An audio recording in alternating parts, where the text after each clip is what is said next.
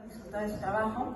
Agradezco también la compañía de Alfredo Villar en esta presentación, a quien conozco por su novela gráfica Rupay y por mi admiración hacia la obra de Carlos de Araujo, ya que supe de su participación en la curaduría de la muestra retrospectiva que hubo hace ya unos años sobre este artista. Bueno, quiero empezar diciendo que después de muchos meses de actividades virtuales, se siente un poco extraño formar parte de una presentación en vivo. Las actividades virtuales tienen un cierto encanto para personas tímidas como yo, pero nada se compara a la posibilidad de tener ese contacto humano que ahora, se sabe mejor que antes, es irreemplazable. La tecnología puede servir para solventar o resolver situaciones puntuales, pero puede convertirse en una suerte de villano que busca deshumanizar y dominar todo a su paso. Algo de eso encontré al leer este divertido e inteligente cómic que nos reúne hoy aquí. En mi condición de historiadora, cuando me ha tocado presentar un libro o abordar un tema histórico, no corría un riesgo que corro ahora. Me refiero a caer en el spoiler. Claro, en los temas históricos se da por sentado que el público conoce el desenlace por N referencias que puede haber absorbido a lo largo de su vida, pero con un libro de ficción no sucede lo mismo. Es por eso que si no optaba por escribir mis pensamientos, iba a terminar tarde o temprano spoileando en esta presentación a aquellos que aún no han tenido la oportunidad de tener el libro en sus manos, ¿no? Sin embargo, cuando todos ustedes lo lean, coincidirán conmigo que provoca comentarlo todo. Bueno, el gran héroe de la historia, como decía, es para empezar un personaje infantil, llamémosle para efectos de esta reflexión un niño. Oyukito representa un niño, y los niños, así como las mujeres y los locos, han sido sistemáticamente los personajes marginales en las grandes gestas, así como la propia sociedad, como pasa en la propia sociedad. Y aquí vemos cómo se rompe con ese primer estereotipo, pero además, nuestro Oyukito es la representación de un niño andino. Entre los grandes lastres que como sociedad cargamos está esa suerte de rivalidad absurda entre la costa y la sierra, incluso la selva, aunque ahí el tema va más por el lado de la exotización o la marginación. Pero volviendo a la rivalidad entre los habitantes de la costa y la sierra, yo como arequipeña conozco bien el tema, he oído a algunos arequipeños apelar a la longitud de su litoral, el más grande del Perú, para alejarse de la denominación de serranos, palabra que tiene una fuerte carga peyorativa en varios de sus usos. Los Andes, orgullo nacional en ciertas circunstancias, se vuelven en otras un espacio simbólico vinculado a estereotipos de corte negativo. Ya lo decía la historiadora Cecilia Méndez en su célebre frase que da título a un imprescindible libro, Incas sí, indios no, dando cuenta de que el pasado idealizado puede ser exaltado como parte de una historia común arraigada en un pasado glorioso, pero que en términos raciales, lo indígena actualmente representaría el atraso de la nación. Es por ello que posicionar un personaje claramente andino rompe con otro estereotipo.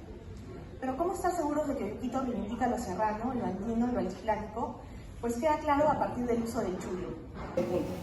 El estudio decía que las mujeres del Ande usaban en gran medida su vestimenta característica, tanto en sus pueblos como cuando visitaban las ciudades de la costa.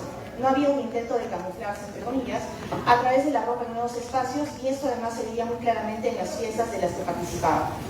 Lo mismo con sus peinados. Entonces, las típicas joyeras, muchas de ellas finamente adornadas con bordados o aplicaciones, se lucían junto a sendas trenzas. En cambio, los hombres andinos pasaban prácticamente desapercibidos en las ciudades porque su vestimenta no tenía una característica sustancial que le hiciera distinto en su pueblo o en la ciudad. Camisa, pantalón de tela, algunas veces el uso de chaleco, pero el componente distintivo recaía en el uso del chullo, del que muchas veces prescindían al llegar, por ejemplo, a la capital. Es decir, el chullo, del que muchas se convierte así en el símbolo visible y actual del hombre andino. Pensar también en la sugerente idea contrafactual de Laurent Binet, autor francés de varias novelas famosas, que en su último libro titulado Civilizaciones imaginaba una conquista de América al revés, es decir, una historia alternativa en donde los invadidos fuesen los europeos y tuvieran que aceptar las imposiciones de los incas. Seguramente la vestimenta hubiese sido uno de esos elementos que habrían servido de señalador de conquista, y en esa ucronía el chullo pudo haber terminado siendo un símbolo de una expansión imperial andina, o tal vez el punku que luce Charqui en el cómic hubiese reemplazado el traje de saco y corbata. Pero una historia alternativa solo puede describirse en clave de ficción, y lo cierto es que el chullo es hoy en día un elemento que señala a su usuario como parte de un estamento marginal, sin privilegios y muchas veces vapuleado a causa del racismo. Nuestra identidad como peruanas y peruanos, tampoco sólida aún, no nos permite asimilar como parte del orgullo nacional todas las manifestaciones culturales que nos conforman. El propio plato que da nombre a este cómic es un plato, digamos, marginal en la gastronomía peruana, y no por falta de mérito, sino especulo por sus connotaciones de origen, el llano.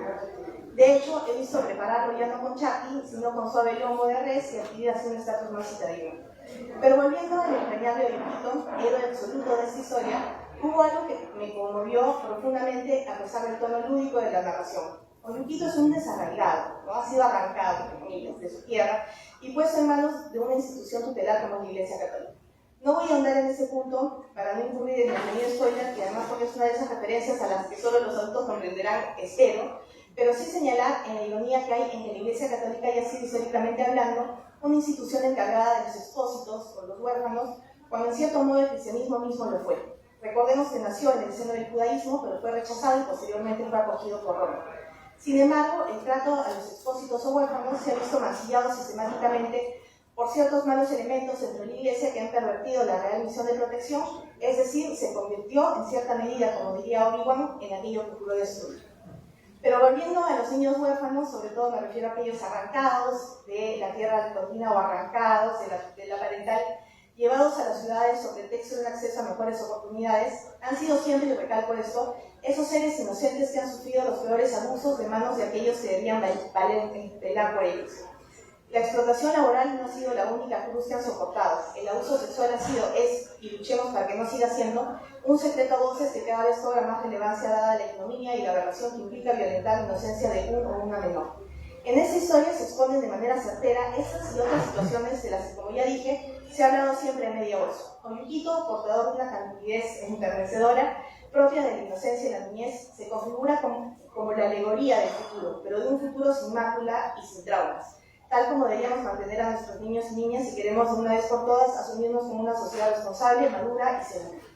Este libro nos muestra también que esa madurez no tiene por qué ser rígida y aburrida. De un modo tal vez maniqueo, pero muy ligado a este género literario visual, nos permite reafirmarnos en la idea de que los malos nunca prosperan y que los buenos son el ejemplo de que la bondad que se supone inherente al ser humano alcanza la victoria, tal vez una victoria inesperada pero trascendente. Y ya para ir terminando, mi presencia aquí creo que tiene que ver con el principal objetivo de mi testimonio acerca de las impresiones que me causó este libro y animar aquí a los presentes a leerlo. A priori, este es un objetivo que solo puede cumplirse si yo realmente considero valioso el material aquí expuesto. En ese sentido, recomiendo con mucho entusiasmo que lean las aventuras de Oyuquito con Charqui. No solo van a pasarla bien con la gran calidad gráfica de la que Alfredo Villar puede comentarnos más dado su conocimiento y su trayectoria, pero permítanme un paréntesis aquí, porque no he hablado de este punto y dada la invocación de información de historiador del arte, la parte visual me parece sencillamente extraordinaria. Cada caracterización está muy bien pensada, muy bien lograda. Hay además un equilibrio cromático que puede apreciarse desde la portada. Los colores también transmiten mensajes y esto parecen saberlo bien los autores. No solo cada personaje, como parte de su personalidad, detenta un color característico, sino que hay un especial guiño a esa riqueza cromática que acompaña y distingue nuestra gastronomía. Considero que si hay un elemento cohesionador de identidad, además de la gastronomía peruana, es la profusión de colores muy patente en nuestro arte popular. Y en esa línea hay particularmente dos elementos que amé. Uno es la referencia hacia las máscaras típicas de las fiestas religiosas de la Virgen del Carmen en Paucartambo, las cuales a partir de rasgos caricaturescos representan a las autoridades abusivas que generalmente se las asocia con el sometimiento y abuso de los habitantes de estas zonas, y ya los irán descubriendo cuando lean el libro. Y el otro elemento es nuevamente Oyuquito. Me da la impresión de que con poco esfuerzo podría convertirse en un personaje emblemático en nuestro entorno. Me hizo pensar en el famoso Julio de Juan Acevedo. Digo esto porque si bien no sé si tienen planeado los autores de si habrá una segunda, tercera, cuarta parte o si se convertirá esto en una saga, Oyuquito es una potencial estrella del mundo gráfico. Personalmente me gustaría volverlo a ver en muchas más aventuras de corte crítico referidas a nuestra imperfecta sociedad. Estaba diciendo ya para finalizar que recomiendo vivamente Oyuquito con Charqui porque se van a divertir con un humor culto, con muchas referencias cruzadas, en donde a pesar de que se tocan temas serios, se hace desde un espacio lúdico que permite jugar con lo políticamente incorrecto, pero que a la vez nos deja pensando en nuestras circunstancias. En ese sentido, los textos y los diálogos son muy ingeniosos y es evidente el gran bagaje cultural puesto al servicio de la obra. Este libro no es una reivindicación a la gastronomía nacional, al menos no es su único mérito, es mucho más que eso. Se nota claramente el oficio de sus autores. No olvidemos que el cómic puede ser esa arma letal que apunta al corazón del lado oscuro sin llamar mucho la atención, pero que una vez reconocido su potencial se vuelve, como decía, un espacio incómodo para lo autoritario y lo reaccionario. Si no, veamos el ejemplo de nuestros caricaturistas nacionales más connotados, que nos llevan a la reflexión política día a día en las páginas de los diarios, o el emblemático caso de Maus, de Art Spiegelman, que cuenta una historia vinculada al Holocausto y a la deshumanización a partir de ideas eugenésicas tan aceptadas por una sociedad supuestamente civilizada. Y luego ha sido vetada por un colegio norteamericano, ha dado pie a una discusión acerca de la cultura de la cancelación que pone al cómic en el centro del debate, y es que es bueno que así sea, porque el cómic, al tener un doble valor textual y visual, no debería ser catalogado como un hermano menor de la literatura hegemónica, sobre todo cuando desde sus páginas se denuncia las falencias de una sociedad. Gracias.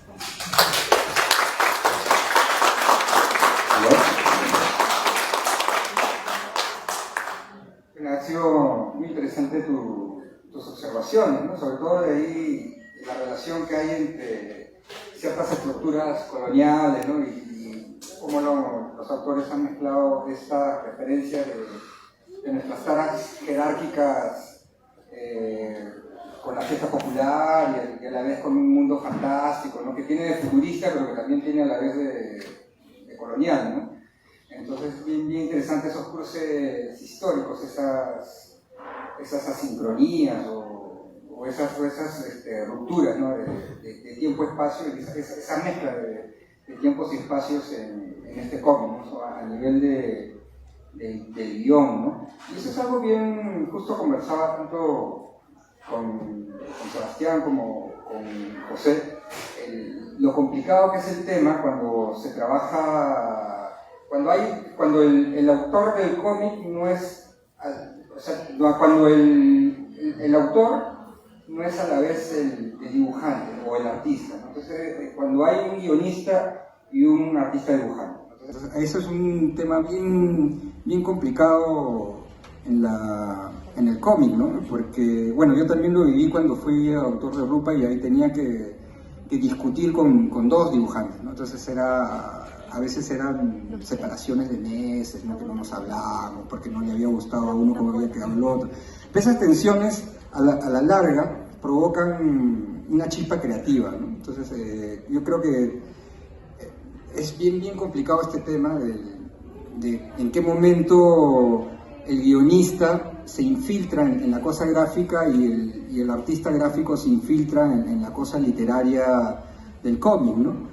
Y sobre todo porque el cómic no es literatura, ¿no? O sea, tiene literatura, pero es un lenguaje totalmente distinto, ¿no? Tiene cine también, pero es algo totalmente distinto, ¿no? O sea, tiene como elementos de literatura, de cine, pero a la vez es un lenguaje paralelo, es un género en sí mismo, ¿no?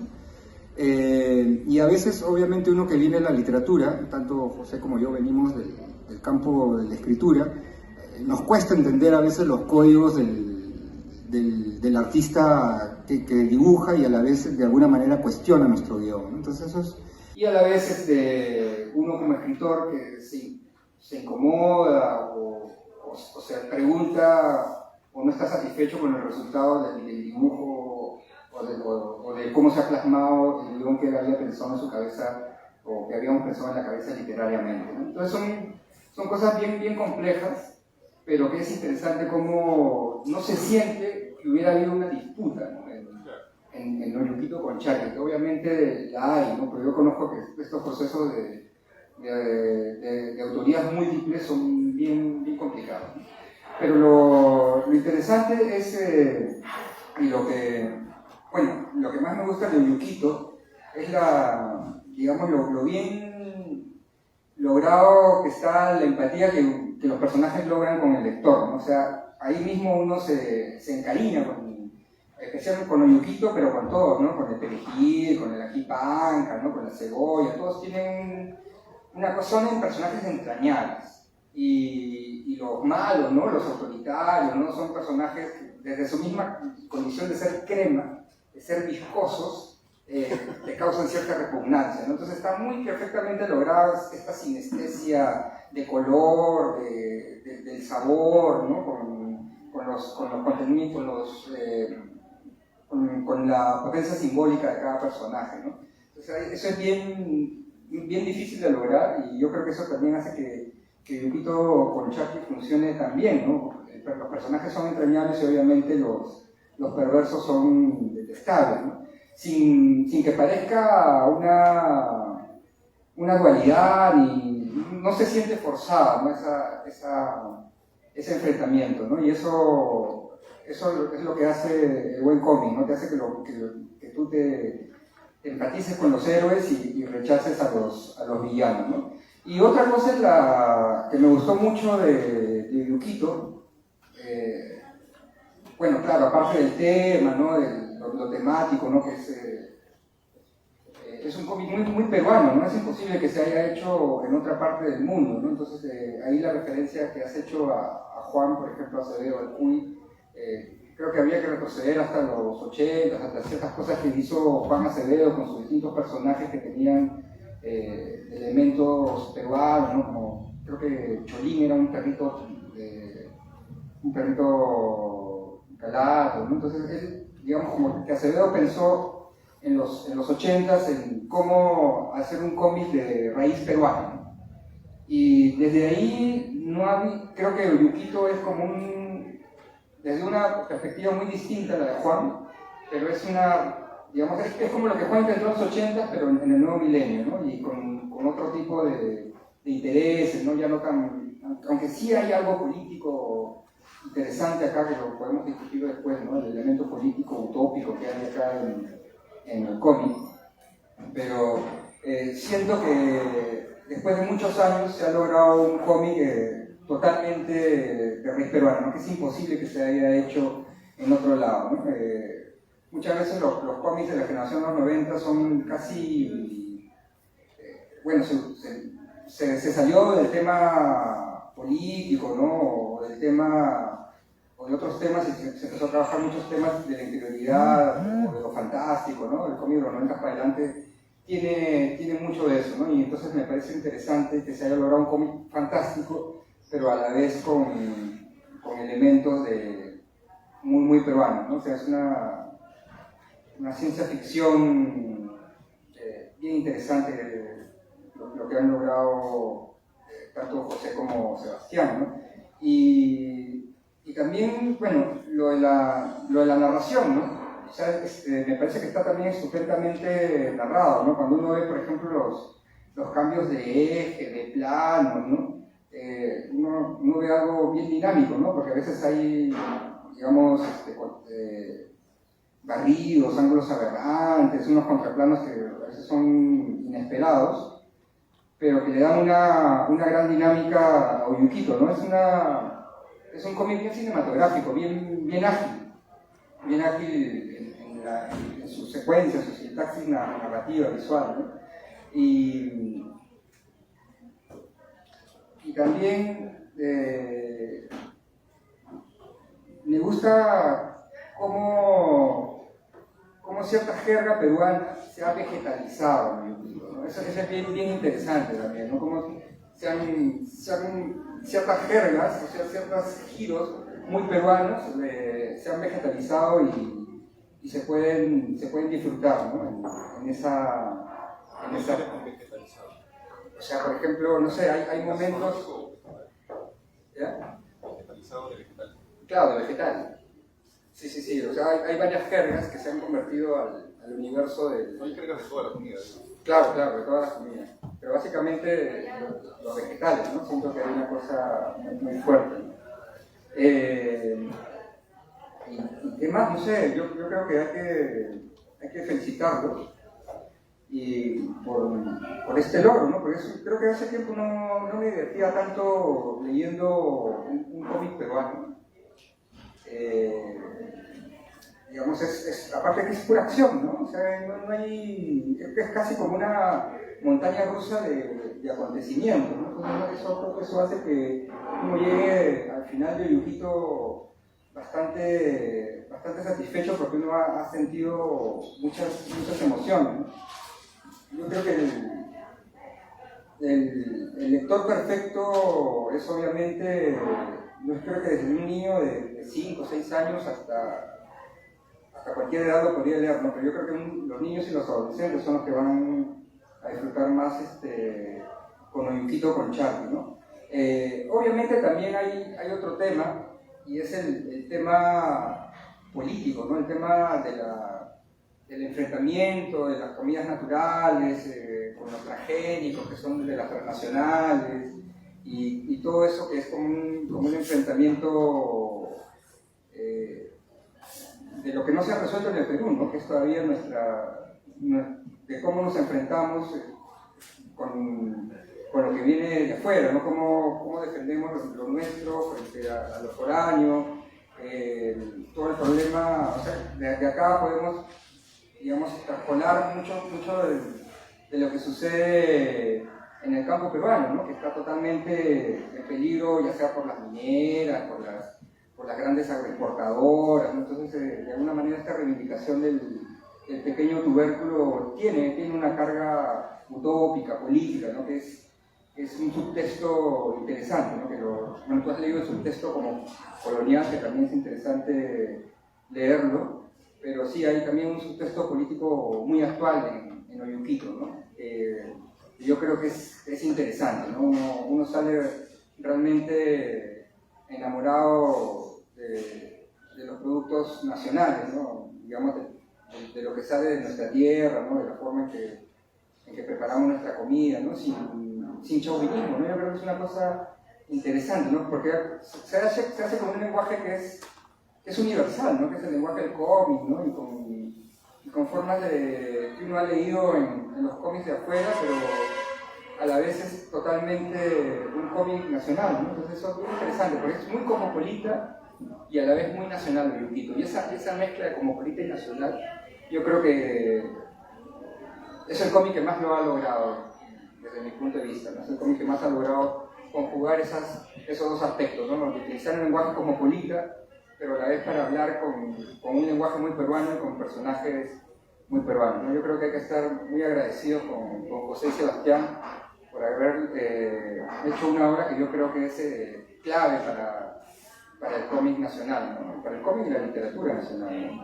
Así que yo les agradezco mucho a Sebastián y José por esta pequeña obra maestra que es El Oyuquito con Chaki, ¿no? Gracias a ambos.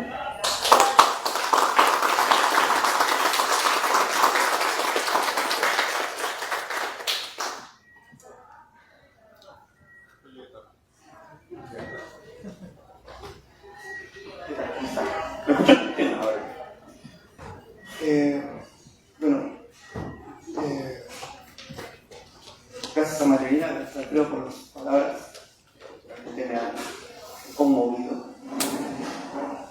Siempre es bonito escuchar cómo una obra que ha costado tanto, que ha dejado tanto trabajo y tanta dedicación, puede tocar a otras personas, pueda despertar reflexiones como la presentable. Me ha encantado, me ha parecido súper relevante, súper insightful. Eso siempre me conmueve. Y quizá a lo que más quisiera dedicarle estos momentos que tengo para comentar el cómic es justamente eso. He estado manejando las redes de Oyuquito con Chaki y he estado viendo las reacciones de la gente, ¿no? Y las pocas conversaciones que he podido tener por esta maldita pandemia en vivo, pero las muchas reacciones, comentarios directos, ¿no? Y creo que la clave en esto es que las múltiples interpretaciones que voy a tener, como un libro que es una ceremonia, ¿no? Está lleno de capas y está hecho de esa manera, ¿no?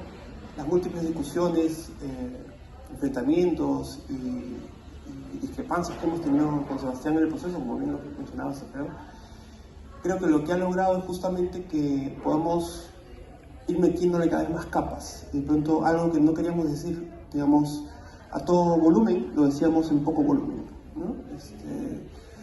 Hay temas que se tocan por delante y hay temas que se están tocando por detrás. Y eso hace que, por ejemplo, lo que mencionó Alfredo es vital. Yo he tenido comentarios, cercanía de niñas, niños de 9 años, que les encanta el cómic, porque les encanta el pito, porque les encanta que tenga acción, porque les encanta que sucedan cosas y que se sumen y que bajen y pueden ver una cosa tan cotidiana como un refrigerador, pero llena de acción, ¿no? Y eso lo ven, y eso es lo que y lloran con el final, y no entienden qué está pasando, pero eso es lo que les encanta. O les gusta el lenguaje, les gusta que el lenguaje juegue con la comida, con cosas que ellos pueden entender fácilmente, otras cosas no, pero no importa porque sigo bien, porque sigue pasando cosas. Pero luego encontramos un público un poquito mayor, ya más adolescente, es capaz de ya ir entendiendo algunas cosas que están metidas ahí y que por ejemplo empiezan a ver algo que para mí era central. Esto es un libro que reflexiona básicamente en su esencia sobre un conflicto social. Y lo que narra es un conflicto social. Lo que narra es dos perspectivas en oposición. Una perspectiva dominante y una perspectiva de los dominados. Y cómo los dominados empiezan a entender que pueden cambiar la situación en la que están. Pero para hacerlo tienen que entender a los dominados. Tienen que entender cómo es que ellos perpetúan su poder, en qué está basado su poder, etc. Mientras que eso no pase, nunca va a cambiar. Entonces, mientras que eso se puede entender, no todos lo van a entender, pero mientras que yo pueda entender que hay públicos más jóvenes que están entendiendo eso, que ven, oye, esto es como el Star Wars, ¿no? Los rebeldes y el imperio. Y hay un montón de cosas que están ahí presentadas que a mí me ha encantado ver cómo se puede traducir en un lenguaje como este y que después puede ser traducido dentro de la conciencia de los lectores. Y hay una tercera etapa aún, que ya creo que son gente como los invitados aquí que tienen mucha más visión de lo que se ha querido hacer, que tienen más perspectiva histórica, que tienen más perspectiva de otras cosas, donde pueden ver ya una cuestión como es política. Yo prefiero hablar, en vez de político, creo que la referencia que has hecho es perfecta. Creo que en los 80s se hablaba siempre de la perspectiva política, pero creo que hoy ya no estamos en perspectivas políticas, sino en perspectivas sociales. Entonces hay una reflexión sobre lo social, ¿no? Sobre la estructura social, sobre en qué estructura nos marcamos, ¿no? Creo que hay una reflexión social más allá del conflicto, que es ninguno de los dos tiene razón. En el fondo los dos están equivocados. En el fondo hay una tercera vía que es encuentra tu propio camino. Y creo que eso quisiera resumir en una cosa que la vez pasada presentamos en una charla que nos invitaron en San Marcos, que para mí es uno de los conceptos principales que maneja el libro, que es el sabor. La categoría de sabor, cómo ha sido tan central para articular todo el esfuerzo, ¿no? Porque la gran reflexión ya filosófica, si queremos, del libro es ¿cuál es tu sabor? ¿Dónde está tu sabor? Tu sabor es lo traes contigo mismo cuando naces, cuando aprendes. O tu sabor se puede imponer. Yo te puedo poner sabor cuando te pongo algo encima, que es una religión o una ideología o lo que sea. ¿Qué? ¿Dónde está el sabor? Y ese sabor que nosotros discutimos un montón sobre la palabra sabor, de hecho. Fue una de las palabras más difíciles de llegar a acuerdo. ¿Por qué? Porque tiene muchas interpretaciones. Y sucedía lo que acabo de decir. Oye, pero sabor lo pueden sacar de esta manera y acá lo pueden de otra manera. Pero es que cada uno lo ve diferente. Y eso es como lo vemos en la vida cotidiana, ¿no? Si yo digo política, tú dices política, los dos estamos hablando posiblemente de cosas diferentes. Lo mismo pasa con esa palabra, que es central en la articulación del libro. Y ya es una cuestión casi filosófica que yo quería transmitir también, que era, oye, cada uno tiene su sabor, y tu sabor te tiene que llevar a tu propio destino, ¿no? Que es lo que le pasaba a Quito, que tenía que encontrar su propia forma de, su nuevo camino, ¿no? Entonces, ya son muchas capas en el libro. Lo divertido para mí y lo que a mí me ha hecho aprender, reflexionar y avanzar como persona de manera profunda al enfrentarme a hacer una cosa como esta, es cómo poner todas estas cosas que nos preocupaban, todos estos intereses y preocupaciones en una sola pieza, ¿no? Yo los invito a verlo porque, claro, hay reflexiones nuestras sobre, desde el calentamiento global, que lo llamamos deshielo, hasta lo que es un conflicto social, pasando por si es que hay que comer saludable o puedes comer chatarra. Creo que hemos metido una serie de discusiones que hemos tenido, se han ido a lo largo de muchos años, en una pieza. Y eso ha sido súper difícil. Y ahí me venido con Alfredo y ha costado mucho en la relación entre nosotros. Y solo quería terminar con una cosa que también mencionaste, Alfredo, y que también mencionaste, Marilena, en un momento. Y es que yo creo que este libro no podría haber sido hecho, ha costado años, sin el trabajo de Sebastián, que le agradezco el extremado talento y la dedicación que le ha dado a la pieza y su aporte invaluable. También a mi familia, que ha estado apoyándome todo el tiempo, que ha sido los primeros lectores, mi hija que está ahí sentada, el primer lector del libro, pero que también me ha estado apoyando todo el proceso. Y es un número de personas que han tenido que aguantar todos estos años las peleas, conflictos. También a la editorial Planeta, creo que apostó por una cosa que no era fácil apostar. Era un libro que necesitaba una apuesta ahí, Víctor, creo que un papel clave, en empujar algo que el precio estaba muy alto, que costaba mucho imprimirlo, que era full color, que nunca se había hecho, un montón de cosas, pero creo que se cogió el proyecto y eso tiene muchísimo valor y le agradezco mucho al equipo de prensa que también nos ayudó a hacer que el libro aparezca por todos lados. Es increíble, yo me sorprendió la cantidad de notas que hemos recibido y yo agradezco mucho ese trabajo, ha sido increíble.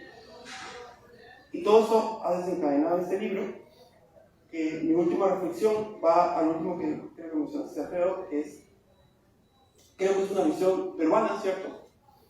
Pero desde un Perú que ya es globalizado, Perú que ya es más moderno, que ya no se ve como a la periferia del mundo, sino como parte de ese mundo, ¿no? Entonces, es capaz de reflexionar del fenómeno global climático desde su propia perspectiva. Una perspectiva gastronómica, pues nosotros de eso somos los maestros, ¿no? Tenía que ser gastronómica, pero sí puede reflexionar sobre temas grandes, ¿no? Puede reflexionar sobre su propia historia, sobre sus propios conflictos, ¿no? Y creo que eso para mí es un orgullo, poder haber jalado todo el tiempo que sea necesario, peleado, para sacar un libro como este. Y estoy muy orgulloso del libro y muy agradecido por su trabajo. Gracias.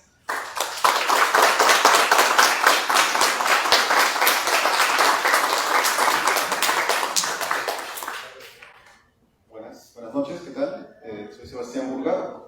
Estuve con mi tardanza y me estaba enfrente, pensé que no había nadie acá adentro.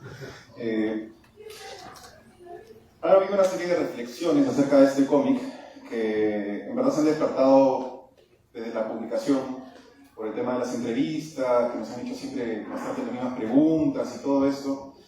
Y había un tema, por ejemplo, que me parecía interesante, que era el concepto de la predestinación, ¿no?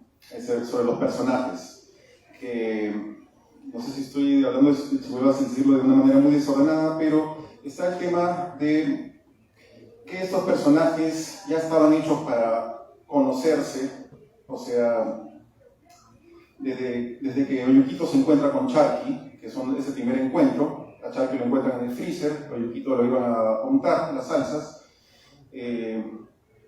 ahí es el primer contacto donde,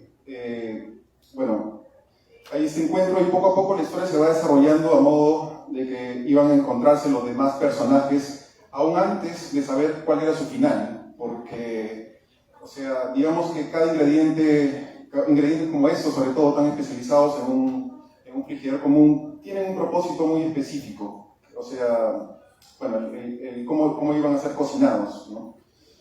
Entonces, me hizo reflexionar un poco sobre la predestinación de toda la alianza que tuvimos con José en esta prolífica amistad creativa y sociedad creativa que hicimos, que tiene bastantes años, que comenzó un poco después de la universidad. En la universidad, a través de una amiga, Lucy Naldos, nos dimos cuenta de que teníamos una afinidad creativa muy bacán, o sea, nos gustaba el mismo tipo de humor, el mismo tipo de ideas, el humor ácido y todo.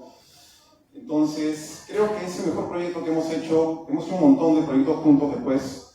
Hicimos Incar, hicimos lo de Choclo Colón, hicimos lo del laberinto Extravía también, en una galería. Hicimos un montón de proyectos y, claro, y siempre estábamos con ideas. Oye, ¿qué te parece hacer esto y hacer lo otro? Entonces es una relación muy prolífica porque la mejor manera de reventar las locuras inviables era trabajarlas con un compañero como él, ¿no? Entonces, yo recuerdo nos han preguntado un montón de veces de dónde salió la idea, y eso me hizo buscar en archivos de mi computadora vieja, de dónde había salido esta idea, porque, yo solamente me acordaba del título que había salido con una ex enamorada, Mona Gerbe, ¿no? Donde le hice una listita de platos y a ver cuál te suena a un cómic, ¿no? Pero después de buscar en los archivos, me acordé que el objetivo era la pregunta, ¿cuál sería el cómic peruano por excelencia? Un cómic súper peruanista, ¿cuál sería? Entonces, inminentemente, esa pregunta me había llevado al tema de la gastronomía. Por ahí fue que me pareció interesante el tema de la gastronomía. Y yo pensé que habían sido solo un par de meses o un mes de darle vueltas, pero sí encontré un montón de archivos con bastante investigación, incluso cantos a Huaynapacha, un montón de cosas que yo quería, por ejemplo, que lo cantara Charqui, o cosas por el estilo. Entonces, después de ahondar en eso, había un montón de investigación. Yo no recordaba tanto, y ni siquiera de hace 8 años, es del 2003. O sea, no sabía que hacía tanto tiempo que había estado trabajando con esta idea, ¿no? Entonces, había surgido un poco el cómic peronista. Y aquí empecé con el tema de la predestinación, a que José tenía un cuento que casualmente era también era la historia de una ensalada que ocurría dentro de una refrigeradora. Y antes de contar esto, también debo contar que cuando yo trabajé con él una vez como creativo, una vez me contrató como creativo cuando yo salí después de estudiar artes, fuimos en una presentación a un cliente conocido de marca, no me acuerdo de dónde es la marca, creo que es chilena, pero producen salsas, casualmente, sus especialidades son las salsas. Y presenté fue mi oportunidad creativa para presentar una historia, una idea de alimentos humanizados, presentando sus productos, un tomate con patas, cosas así, ¿no? ¿Y cuál fue la respuesta? De arranque sacaron que era demasiado artificial. O sea, las salsas que ellos venden ya era demasiado artificial para poner a unos tomates con patas y unas zanahorias con patas presentándolos. Y tenían toda la razón. Pero miren cómo se venía macerando un poco estas ganas. En verdad no es una idea que solamente se le ocurre a un millón, al contrario. Tú vas a ver miles de memes de paltas con patas o cosas así. El tema de la humanización de objetos y los alimentos es un elemento tan familiar para los peruanos que también era el objeto perfecto para humanizar. Entonces, ambos habíamos llegado a la misma conclusión de que la mejor manera de contar la historia de unos alimentos humanizados era la refrigeradora. ¿Por qué? Porque la refrigeradora era como un espacio social, el punto donde los alimentos seleccionados por los humanos se encuentran ahí. Entonces, ahí tenemos dos lugares donde se encuentran muchos alimentos. El supermercado, que es un poco la creencia de las salsas que todos venimos del supermercado, no de la tierra, y tenemos la refrigeradora, ¿no? Pero ¿por qué la refrigeradora era aún mejor para crear esa historia? Ahí viene un poco la diferencia con el tema del Perú. La gran diferencia entre Yuquito con Charqui y la realidad nacional es que Yuquito con Charqui sucede en una especie de templo cerrado, ¿no? Que es la refrigeradora. No están en una tierra que es conquistada. Esa es una gran diferencia. Pero es como poder llevar también nuestra cultura, con nuestros conflictos a otro tipo de contexto, ¿no? Entonces, estos alimentos, la clave por la cual era importante, y tanto José con su cuento y yo con esta idea de Yuquito con Charqui llegamos a la misma conclusión de que necesitaban una refrigeradora, era que necesitaban un microuniverso separado del ser humano. Porque desde el momento en que el objeto interactúa con el ser humano, ya es más difícil retratar lo que es una sociedad humana. ¿Por qué? Porque nosotros no tenemos seres gigantescos que estén, para crear el paralelismo, ¿no? La analogía. Nosotros no tenemos seres gigantescos que nos manipulen y que nos saquen y que nos metan. No, necesitábamos un espacio exclusivo para estos alimentos donde se sintieran de alguna manera separados totalmente de cualquier entidad humana, ¿no? Como para poder narrar realmente una sociedad humana a través de ellos, ¿no? A mí me gustó mucho el ejercicio de crear el templo dentro de la refrigeradora, ¿no? De hecho, la sinopsis que hice era, la que encontré en esta computadora vieja, era que cada capítulo era como una bandeja. Y si se dan cuenta también por el formato del libro, la idea era que tuviera el formato más de una refrigeradora, ¿no? De hecho, hay más espacio en los lados porque no era fácil imprimir un cómic con ese formato, pero encontramos un formato, un formato accesible, Camilo. Pero la idea era que cada cuadro del cómic, cada, ¿cómo se llama? Cuadro no es viñeta, perdón. Sí, cada viñeta, así soy con las palabras, cada viñeta era como una especie de cajón de la refrigeradora, ¿no? Entonces, me parece curioso que tanto como los personajes del libro, tanto yo y José, que llegamos a esta conexión, que es una sociedad que ya terminó, porque ya tuvimos demasiadas discusiones y creo que también este libro fue un poco culpable de eso. Entonces es como que nos juntamos para hacer este libro. O sea, fue el... Uy, chucha, si me quieres chorrear una lagrimita, ¿no? Es como que ese libro que... lo mejor que hubiéramos podido producir juntos, y creo que, o sea, yo he comparado la sinopsis que había escrito de todos los capítulos y todo esto, con lo que salió después cuando trabajé esto con José, y era otra cosa, o sea, era mucho mejor, o sea, él me volteó un montón de todas las ideas y todo, y al final, o sea, la hizo suya totalmente, porque sus ideas también salieron ideas mucho mejores, más elaboradas para armar toda la estructura del cómic. Entonces, yo también no solo me siento el ilustrador del cómic, también me siento coautor del guión. Es una cosa, ahí viene un poco lo que decía Chapita, de estos límites que son un poco complicados. Por ejemplo, o sea, de que nunca, o sea, hubo un guión escrito, sino que hicimos hicimos primero un storyboard, ¿no? Donde ahí salieron todas las ideas con José, o sea, armamos lo que yo tenía esto, pero con él se mejoró mucho, o sea, y de este storyboard decíamos, ya, acá hay un diálogo, acá falta otro, acá necesita otro, ya, ¿te parece esto? No me parece, mejor ponerlo así. Y al principio ha sido recontra fluida la parte creativa. La parte difícil ha venido un poco más al final, a la hora de cerrarlo, donde ahí ya empezamos a chocar con algunos conceptos. A mí me gustaba un poco más que fuera, yo quería que hubiera un poco más de investigación en el cómic, que era un poco lo que había intentado hacer al inicio, pero igual me parece que salió un gran producto. O sea, somos de repente dos tipos de creativos diferentes. Creo que él es una persona muy rápida también en su trabajo, creativamente, que saca chistes y cosas muy divertidas en one, así. A mí me pasa que yo le doy vueltas y es casi como una especie de entretenimiento para mí en mi soledad estar dándole vueltas a todo, ¿no? Porque el mérito o el ejercicio de este cómic ha sido el juego divertido de este cómic es cosa de ensamblar conceptos.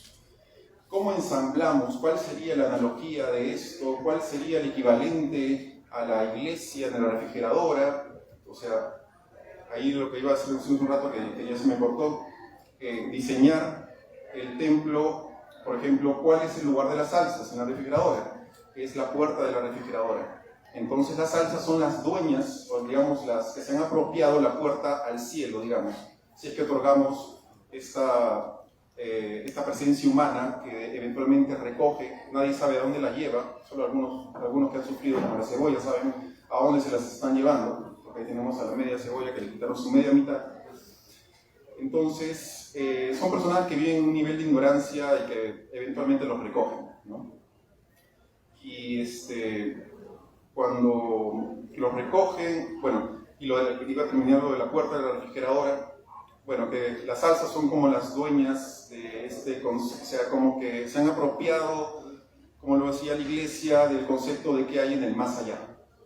¿Qué tiene que pasar para que tú ingreses al más allá y no te pudras y todo esto? También estuve encontrando ahí unos textos bíblicos que había encontrado bien interesantes, que me habían gustado, que trabajaban precisamente ese concepto casi igual a lo de que tienes que ser untado para entrar al cielo.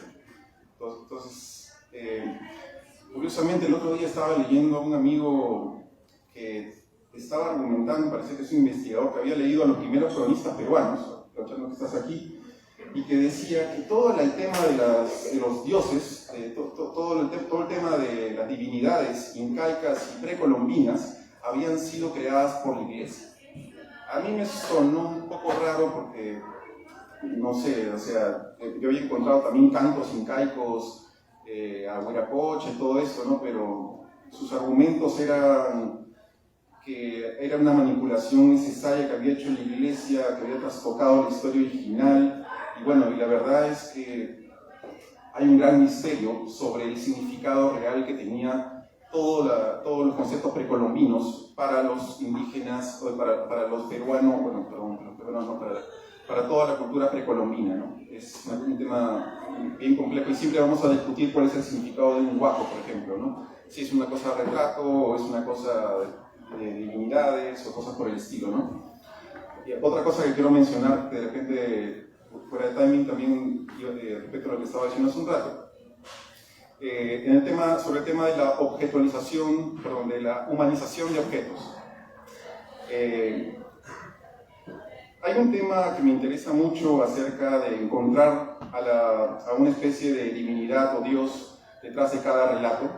Me interesa mucho, de la manera como cuando tú sientes que en el relato no hay ningún tipo de azar, sino que todo está hecho para que ocurra de esa manera, ¿no? Aún situaciones de las más improbables que ocurren, que es una de las cosas que nos encanta a veces de las historias, que el tipo la hace a las justas, ¿no? Cosas por el estilo, y donde es casi como mirar al cielo y decir gracias, ¿no? O sea, y cosas como los finales también, en donde parece como si hubiera habido una mano divina, como la película esta, la mano divina, creo que se llama en italiano. Entonces, me puse a estudiar ese tema y encontré, por ejemplo, la tendencia que tiene el ser humano a encontrarle sentido a todo. Es una disposición del ser humano. Cuando una vez hicieron un experimento donde ponían a unos alumnos unos cuadrados desplazándose por la pantalla y un triángulo que se desplazaba aquí y que de pronto se detenía, y los cuadrados seguían por la pantalla, le preguntaron a los alumnos qué significa eso. Y los alumnos respondían que encontraban una historia, que el triángulo fue discriminado por ser un triángulo y por eso lo dejaron atrás, o cosas por el estilo. Habían historias hasta bastante más sofisticadas. Y creo que ese es el juego imaginativo que hacemos con el tema de los alimentos, ¿no? ¿Qué relación hay entre el ketchup y un oyuquito? Y un oyuco, ¿qué relación hay, claro, entre el plátano y la leche condensada, ¿no? Hay una escena un poco subida de tono sobre la leche condensada y el plátano, que ya se imaginarán qué tipo de relación tienen. Entonces era una diversión y salían, es una especie de beta creativa, porque una vez que tienes ese parámetro de ya, podemos crear analogías con la comida. Una vez que tienes eso, ya todas las ideas ahí, vamos a disparar y a disparar y a disparar ideas hasta que nos tenía que poner un bozal para que no salgan tantas ideas, porque sí, pues es facilísimo encontrar sentido a cualquier vínculo que le encuentras a la comida, qué relación tiene esto con lo otro. Y bueno, también otra de las preguntas que nos han estado haciendo en las entrevistas es lo de la secuela. ¿Cuál sería la secuela de Yukito con Charqui? Creo que José votaba por un regreso de Yukito con Charqui, a pesar del final, o no sé, de repente otra propuesta. Y estaba pensando justo esta última semana cuál sería la secuela que me gustaría hacer. Y la secuela que me gustaría hacer sería La causa de la independencia. Porque he estado leyendo acerca de la causa de la independencia, y la historia es genial. O sea, la manera como las mujeres peruanas en 1820 usaron esta receta para poder financiar todo el acto de independencia dirigido por San Martín y todo, era un tema peruanísimo, ¿ya? Y no solo eso, sino que Yukito con Charqui corresponde al virreinato y la causa limeña corresponde a la república. Entonces sería como crear una secuencia de historia peruana, de la historia de Perú, a través de diferentes platos. Entonces este proyecto sí lo haría solo, porque como ya les he contado, esta relación ya hemos terminado. Y bueno, tenemos ahí a la palta, tenemos al pollo, tenemos a varios ajíes amarillos, también tenemos a la cebolla. Ahí, bueno, creo que estos alimentos son de todos, no son nuestros, o sea, no tenemos ¿cómo se llama? El derecho, la propiedad intelectual de la cebolla peruana, no la tenemos nosotros, pueden usarla. Y bueno, creo que con José hemos hecho lo mejor que hemos podido hacer. Y ahora ya ha sido momento para, bueno, ahora no, ya hace años que dejamos de trabajar, porque como les digo, esto viene desde el 2013 y terminamos, en los últimos 4 años hemos estado en tema de editoriales, impulsando para que se publique. Por ejemplo, ahora también quiero mencionarles, invitarlos a que visiten un proyecto que también voy a inaugurar este mes, que es República del Más Allá, que es un videojuego galería en realidad virtual, que se pueden descargar el juego en su computadora, y la idea es que pueden visitar el presbítero maestro, que queda ahí en Barrios Altos, pero pueden visitarlo de noche en realidad virtual, y se van a encontrar con todos los fantasmas del Bicentenario, de alguna de las personalidades más interesantes, y van a tener no solamente que verlos, sino van a tener que recoger sus frases, porque la idea es esa, la idea es tratar de promover la cultura peruana, de una forma u otra, ¿no? Como acá también lo hemos tratado de hacer de alguna manera. Y sí, pues, o sea, desde el comienzo esa era un poco la idea, ¿no? Tratar de hacer un cómic peruanista, pero que también promoviera de alguna manera la cultura. Y justamente porque acababa de venir un proyecto de Berlín donde el proyecto era hacer juguetes alemanes, aun cuando no ficticios, pero alemanes, que eran los Minimals. Entonces era la ficción de crear juguetes alemanizados o alemanes con su estética de repente muy perfecta, unos juguetes de plástico como lo que fue mi infancia, de repente con algunos juguetes tipo Lego, ¿no? Y bueno, Toyoquito vino de las ganas de hacer algo mucho más peruano. Y bueno, creo que estoy hablando mucho, creo que ya dije todo. Muchas gracias por su presencia y sobre todo muchas gracias a todo el equipo de marketing y por supuesto a Víctor, porque nos han facilitado mucha atención en los medios y nos han ayudado a tener un montón de entrevistas que no me imaginé que hubiéramos podido lograr tanto. Eso es todo, creo. Gracias.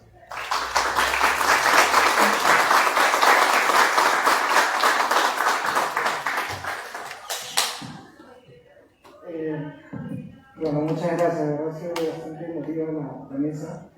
Yo les agradezco a ustedes más bien la oportunidad de haberme metido por los intersticios en este proyecto tan maravilloso que han hecho juntos.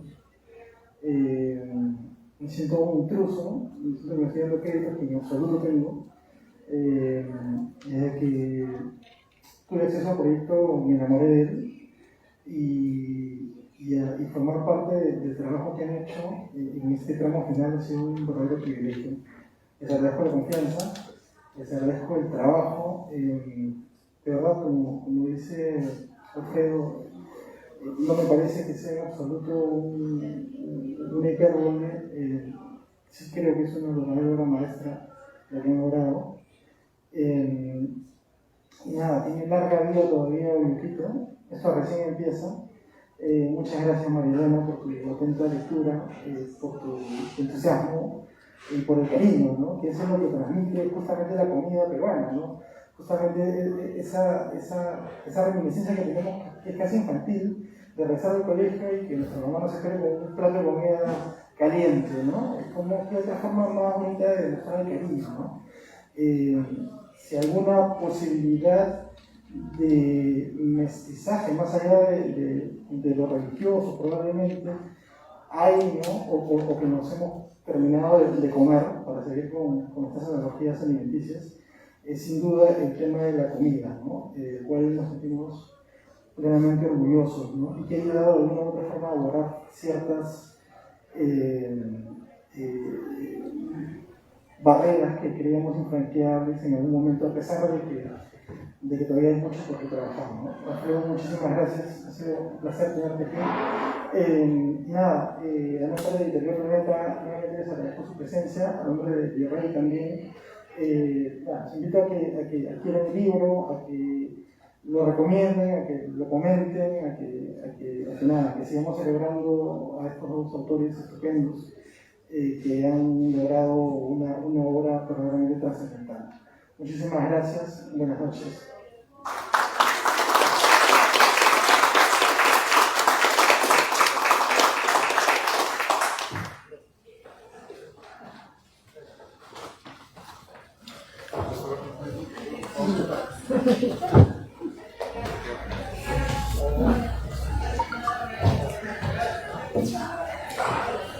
Voy a poner esto.